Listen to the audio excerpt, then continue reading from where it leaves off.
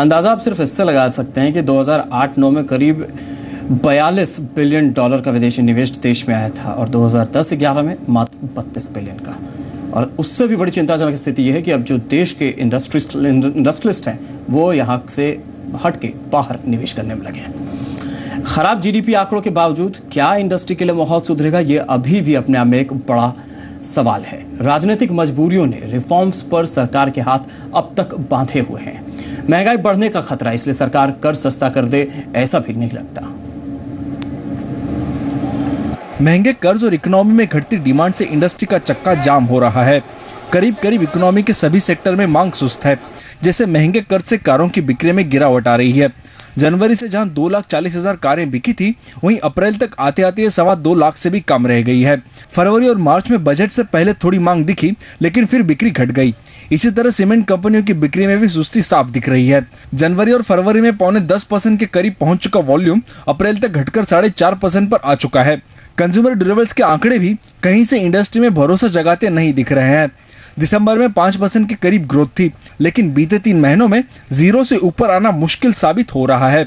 Industry का कहना है कि इकोनॉमी में वापस मांग पैदा करने के लिए जरूरी है कि ब्याज दरें कम की जाए। जीडीपी अप करने के लिए सरकार को सबसे पहले कंसर्न है इंडस्ट्री को रिवैल्यूएट करना।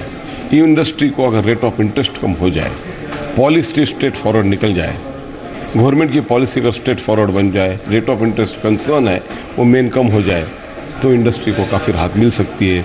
हालांकि इंडस्ट्री की मांग पर अमल कर पाना आसान नहीं है। बेस इफेक्ट की वजह से महंगाई दर भले ही कम दिख रही हो, लेकिन हकीकत में अब भी ज्यादा है। यही नहीं, महंगाई दर के आंकड़े फिर से बढ़ रहे हैं।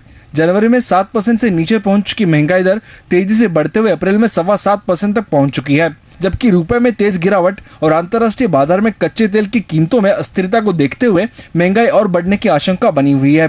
ऐसे में रिजर्व बैंक की ओर से ब्याज दरों में ज्यादा कटौती की उम्मीद नहीं है। बढ़ते वित्तीय घाटे की वजह से सरकार भी इंडस्ट्री को सीधे तौर पर मदद लेने की हालात में नहीं है। गवर्नमेंट डिसीजन मेकिंग में थोड़ी धीमी आई है और जीडीपी ग्रोथ भी कम हो रहा है, लेकिन जो रिफॉर्म प्रोसेस वापस शुरू हो जाए तो स्कोप है कि वापस हम इस देश में 9% की जीडीपी ग्रोथ पे आ जा सकते हैं। एक्सपोर्ट डिमांड पहले ही कम है, क्योंकि अमेरिका और यूरोप जैसे बड़े बाजार जल्दी आर्थिक मुश्किलों से उबरते नहीं दिख रहे हैं। ऐसे में घरेलू इकोनॉमी में सुस्ती इंडस्ट्री के लिए और मुश्किलें बढ़ाने वाली है। दिल्ली से सुप्रिया भारद्वाज के साथ कुमार कार्तिकेय, जी बिजनेस, मुंबई।